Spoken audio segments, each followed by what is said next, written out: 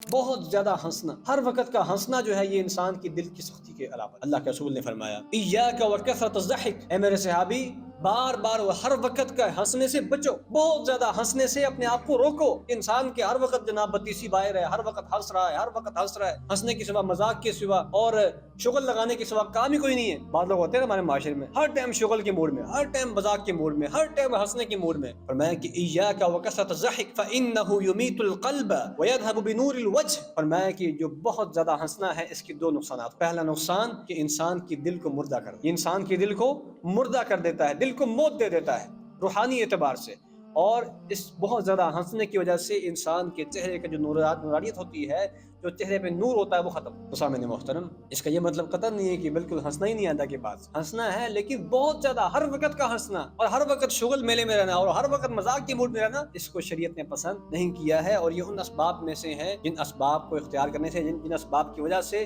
انسان کا دل سختی کی طرف مائل ہو جاتا ہے۔